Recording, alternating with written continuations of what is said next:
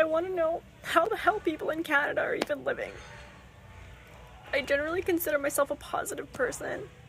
I'm like resourceful, but some stuff happened around the property, and like, well, I know I'll never truly be homeless. Like, I have family to live with, and you know, like, I have options. Like, I'm luckier than a lot of other people, but how the hell is anyone existing in Canada? Like, I feel trapped.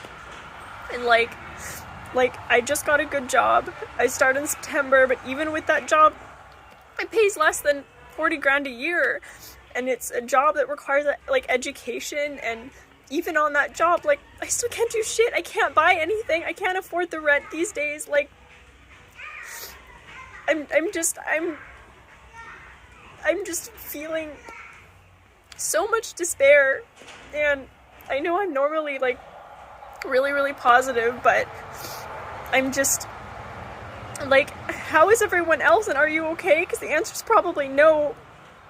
And I know I'm lucky. I don't have kids. I have like good family that will support me, but I feel like I can't stay here, but I can't move anywhere else, because anywhere else I move to, I'm gonna be charging, like, the landlords are just gonna charge me like $2,500 a month in rent. Like, unless I move into the middle of literally nowhere where there are zero jobs. And I'm just feeling really overwhelmed. And like, I don't know. There's a part of me that just wants to say F it and just get a whole bunch of credit cards and just travel and just like get out of Canada, because like I know it's bad everywhere. I really do. But I don't know. I just, at 33 years old, like, I was really hoping that I could at the very least afford, you know, a small house. I don't want 3,100 square feet bullshit. I just want something small, 500 square feet, even less. And yet, it's so fucking expensive. Like, $6.15 fucking cents for a half a pound of Greek hot sweet peppers. What the hell? Is this what you voted for? The highest fucking food cost I've ever seen in my entire life? $9 for some damn pizza sauce. $10 fucking for a small pack of Starbucks coffee. Oh my god. Got a dang sweet treat for the dog. $20. Sweet treat for the dog. Sorry. $20. I guess you're gonna have to just find me fucking stinking. Cause look at that. Clearance. $8.39. I'm telling you right now, we're going to be paying $100,000 for a loaf of bread before this administration is over. The same administration that told us that on day one energy prices would come down, that the war in the Ukraine would be over, that the price of gas and food and it's all going to be a miracle. And if you go on their Instagram page right now, they're telling you it is a miracle. Only we can see. Our wallets know. Somebody please tell me how the hell this small amount of stuff just came to $218. How? Somebody tell me. This was literally 3 bags of groceries. 3 bags. $218? Like, are you joking? Guys, this is not okay anymore. Like, we have a serious fucking problem here in Canada. Like, why? Why is this happening? This isn't even going to last, not even 5 days. $200, $220, not even 4 to 5 days that's going to last. And that's only for 2 people. Like, this is not. We need help in Canada. Hello, somebody, the government, whoever the fuck is trying to fuck us in the asshole. Hello. So I just saw a video. I'm not going to stitch it. I'm going to tag the person. I just don't have the energy to deal with that right now. But it's a young woman, apparently a mom, lives in North Dakota, and she is outraged over her recent grocery shop, and she's waving her receipt, and she's like, purchased groceries. It was over $700, and she's just outraged. And her point is, let's make America great again. You know, and of course, a couple of people in the comments are like, "Oh yeah, you know, this is why Trump's going to be great. He's going to bring prices down." But then you start to see a couple of other comments. People are like, "Well, what did you buy? You know, and was this for a week's worth of groceries, or was this for a month? How many people are in your house? Did you buy name brand, or did you buy store brand? What did you buy?"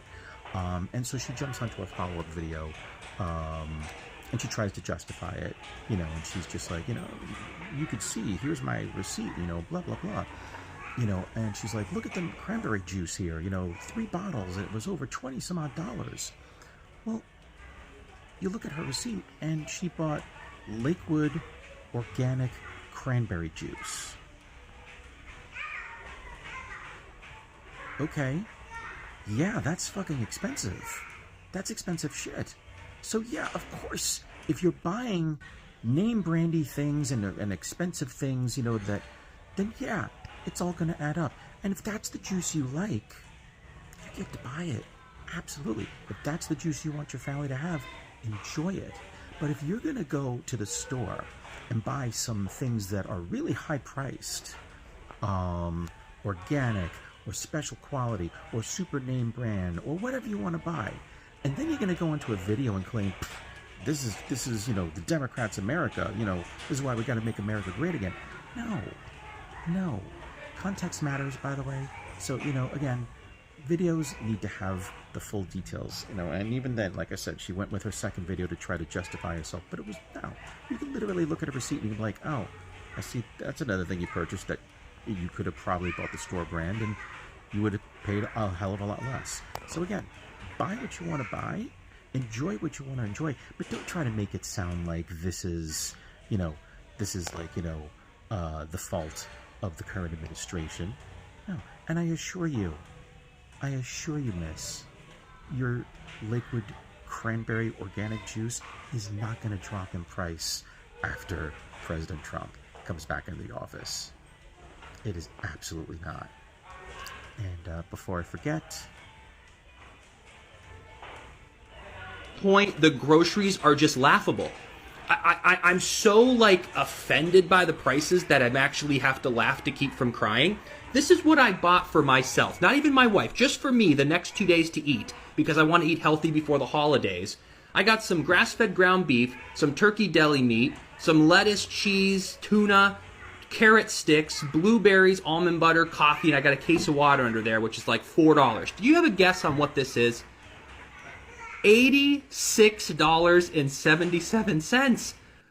How? This is for 2 days. Now, the berries and the almond butter and coffee are going to last me probably a week, so let's say $70 every 2 days. Just for me. That'd be $1,000 if I want to eat this healthy for the entire month, not including my wife. And what about all of you out there with kids? And of course, every few days I get the paper towels, the grocery bags, you know, bars of soap, and that is going to add up. Yeah, it's crazy. This is crazy. I see this every week when we go grocery shopping. And here's this lady saying it's not just Walmart, it's Publix too, it's Target, it's all these places.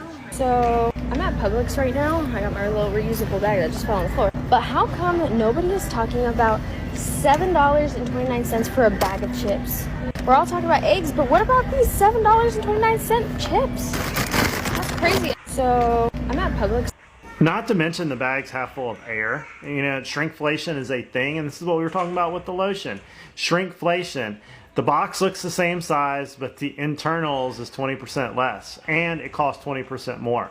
We've got to start keeping an eye on this stuff and keeping these politicians accountable, because there's always money for war and none for the poor. And I say this every video, and it's so true, that if they want to fix something in a foreign country or make a new weapon, they'll do it. But for us to not have potholes in the roads and clean schools and something clean to eat, it's not sprayed with some type of insecticide, there's a problem with doing that. They could fix this in a session, but politicians will not, because who pays for their funding for their political campaign? These same companies. It's all connected.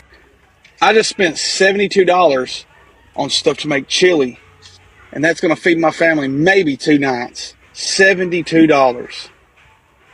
Y'all gonna have to figure something out up there in Washington, D.C.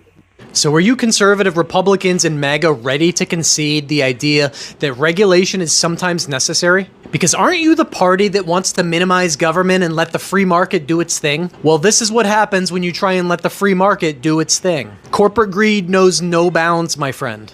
You see, because after COVID and supply chain issues forced companies to raise their prices due to the high demand and low supply, they soon realized that people were willing to pay those higher prices, and then when supply increased again and we slowly started getting back to normal, they kept the prices high. Because why the hell wouldn't they?